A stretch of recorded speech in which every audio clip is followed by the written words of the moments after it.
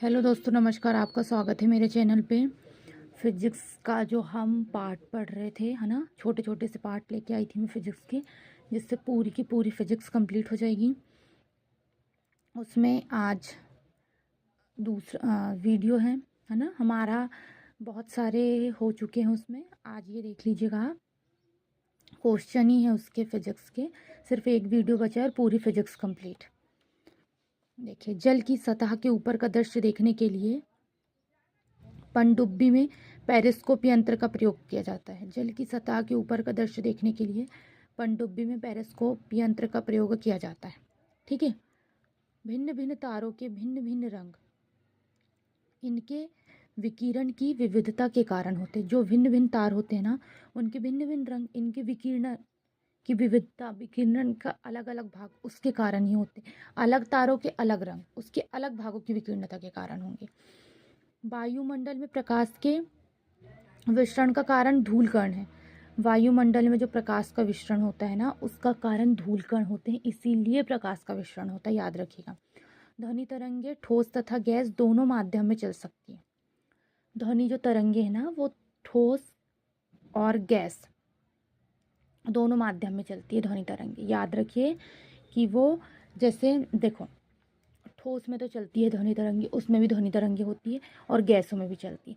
द्रव में ध्वनि तरंगे का मैटर ही घोषित नहीं होता। क्यों? क्योंकि द्रव में ध्वनि तरंगे नहीं होती है, या तो गैस में होगी या तो ठोस में होगी। माध्यम में चलती है उनके। लेज़र बीम का उपयोग कैंसर चिकित्सा में होता है, याद रखिएगा। लेज़र बीम जो किरणें होती हैं, उनके कैंसर चिकित्सा, कैंसर के उपचार में किया जाता है। कांच से होकर गुजरने पर प्रकाश की गति न्यूनतम होगी। जब हम कांच से गुजरते हैं, है ना, तो प्रकाश की गति न्यूनतम होती है। जब भी हम प्रकाश से गुजरते हैं तो कांच की गति न्यूनतम होती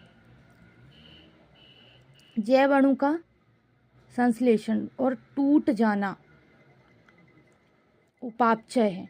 जब जैव अणु का संश्लेषण होता है और वो टूट जाता है तो ये उपापचय कहलाता है, याद रखना। ग्रह गति नियम का प्रतिपादन जॉन्स केपलर ने किया था। ग्रहों की जो गति है ना, वो वैज्ञानिक थे जॉन्स केपलर, उन्होंने किया था इसका प्रतिपादन।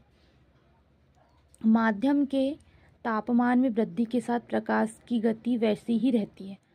देखो, माध्यम में जब तापमान की वृद्धि होती है तो प्रकाश की गति जैसी थी ना पहले, वैसे ही रहती। भले माध्यम में बहुत वृद्धि हो जा, कुछ हो जा, प्रकाश की गति जैसी थी वैसी ही रहेगी। लाल रंग के गुलाब को हरे रंग में देखने पर क्या होता है? तो वो काला दिखाई देता है। जब हम लाल रंग का गुलाब को हरे में देखेंगे तो वो हमें काला दिखाई देगा, क्योंकि लाल और ग्रीन का ही कॉम्बिनेशन ब्लैक है ना। सरल सूक्ष्मदर्शी में बना प्रतिबिंब आभासी तथा सीधा होता है। जो सरल सूक्ष्मदर्शी है उसमें बना प्रतिबिंब आभासी और सीधा होगा। SI पद्धति में न्यूटन का बल का मात्रक न्यूटन होता है, जबकि CGS पद्धति में बल का ही मात्रक डायन होता है। बल का न्यूटन SI में, CGS में बल का ही डायन। 1 न्यूटन बराबर 10⁵ डायन।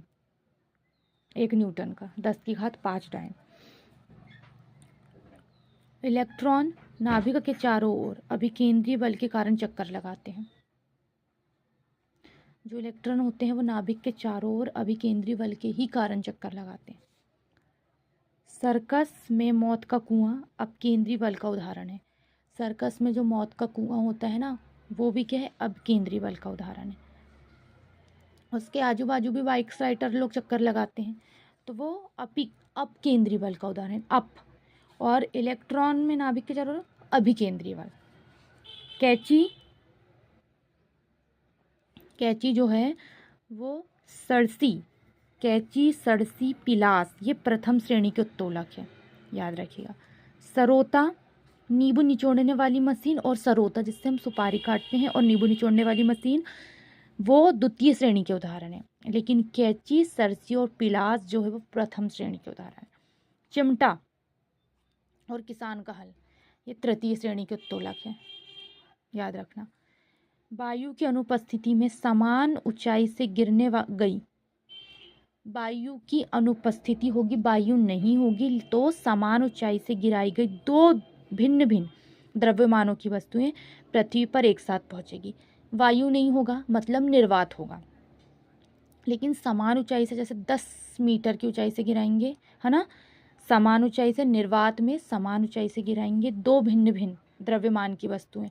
जैसे लकड़ी की वस्तुएं ले लो और लोहे की कील और लकड़ी ले लो, है ना, तो वस्तु लेकिन द्रव्यमान समान होना चाहिए, है ना, तो पृथ्वी पर एक साथ पहुंचेगी। ऐसे नहीं कि एक का घनत्व ज़्यादा है तो वो पहले आ गई, नहीं, निर्वात में एक साथ ही पहुंचेगी।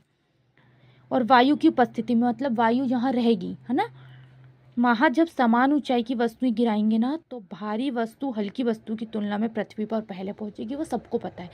अभी आप किसी भी चीज़ को फेंको, एक प्लास्टिक की बॉल लो और एक रबर वाली बॉल लो, तो रबर वाली बॉल सबसे पहले गिरेगी, ना कि प्लास्टिक की बॉल, क्योंकि यहाँ वायु उपस्थित है। पलायन वेग किसी पिंड के कक्षीय वेग का √2 गुणा होता है। पलायन वेग कक्षीय वेग का √2। यदि पृथ्वी की कोणीय चाल में 17 गुना वृद्धि कर दी जाए तो विषुवत रेखा पर घूमने वाली वस्तु का भार 0 हो जाएगा। देखो, पृथ्वी की कोणीय चाल होगी, उसको 17 गुना कर दो, है ना, की वृद्धि कर दो, डायरेक्ट 17 गुना कर दो या 17 गुना की वृद्धि कर दो, तो क्या होगा, जो विषुवत रेखा है उस पर घूमने वाली वस्तु का भार 0 हो जाएगा। कोणीय चाल में स्प्रिंग को अपनी सामान्य लंबाई पर वापस लौटने के लिए लगने वाले बल को प्रत्यानयन बल कहते हैं। जो स्प्रिंग है ना, उसको अपनी समान लंबाई पर वापस लौटने, है ना, लौटने के लिए लगने वाले बल को हम प्रत्यानयन बल कहते हैं। पानी के अंदर ध्वनि सुनने वाला यंत्र हाइड्रोफोब कहलाता है।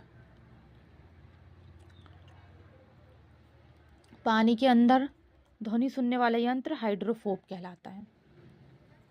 1 नैनोमीटर 10⁻⁻⁹ मीटर के बराबर होती है। 1 नैनोमीटर -9 घात में उसके बराबर होता है।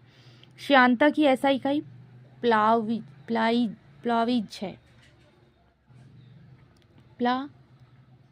प्लाविज है ना। मैनोमीटर द्वारा गैस का दाब मापा जाता है। मैनोमीटर से हम गैस के दाब मापते हैं कि कैसे मापोगे, ज़्यादा गैस होगी तो एक जैसे टायर में, है ना, वो क्या होता है, मैनोमीटर से मापा जाता है। क्यों, जितना चाहिए उतना गैस चाहिए उसमें, इसीलिए उसका दाब मैनोमीटर से मापा जाता है। ज़्यादा हो गई तो फटने का डर रहता है। तो ये हमारा फिजिक्स का एक पार्ट कंप्लीट हो गया। इसमें फिजिक्स के ही क्वेश्चन है। कल मैं लास्ट पार्ट लेके आऊँगी और फिजिक्स पूरी कंप्लीट। ठीक है, आज तक के लिए बस इतना ही। धन्यवाद।